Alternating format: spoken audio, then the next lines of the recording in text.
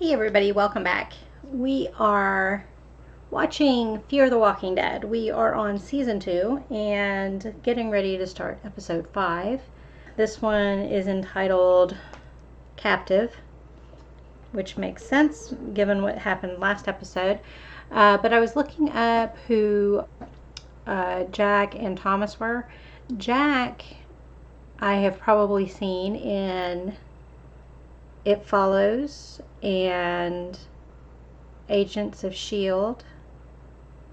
and Revenge. I think his was Agents of S.H.I.E.L.D. also. But he's in all three of those, and I've seen all three of those. And then Thomas was in he was in Hemlock Grove, which I've seen. He was also in Ever After, which I've seen bunches of times. Love that show. He was also in Desperate Housewives, which I've seen. So that's why they both look familiar to me. I was looking to see if he's in anything else. Okay, yeah, those two are the ones I've seen him in, or three. Desperate Housewives, Ever After, and what was the other? Hemlock Grove. And that's Doug Ray Scott is who that is. So, I thought they looked familiar. We are, like I said, getting ready to start episode 5. Basically, I expect to see them trying to rescue Travis and Alicia, talking Thomas's friend, I forget who it is. I forget his name. Talking him into helping to find them while also trying to bring Strand back to life again, because they talked about how cold it was on the water, so hypothermia he might die from and all that. So, and he looked pretty bad when Maddie found him. My favorite character still right now is Nick. There's not much to say otherwise, as far as I know. I think Nick enjoys putting the zombie guts on him a little too much.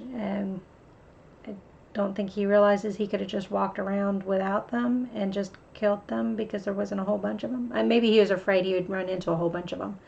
And that was his way of trying to avoid that, but he could have avoided it.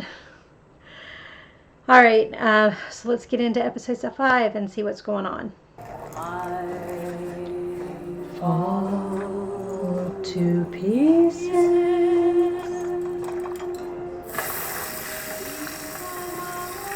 My mom loves Patsy Cline. It's a tall boat.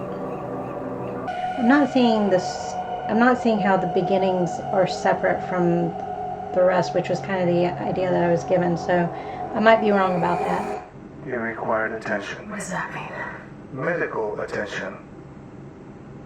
Okay.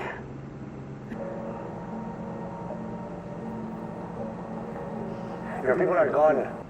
But I ran out of water to give them.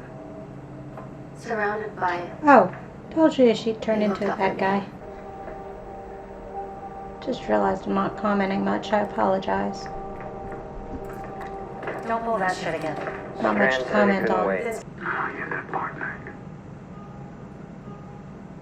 Sorry about the car alarm. You don't. People don't use me. Her hair looks curlier there, and it's throwing me off because the first time we met her it was pulled back and kind of straightish, not quite as wavy. The second time it was a little bit wavy, but not as much as it is now. Chris, you were told not to engage.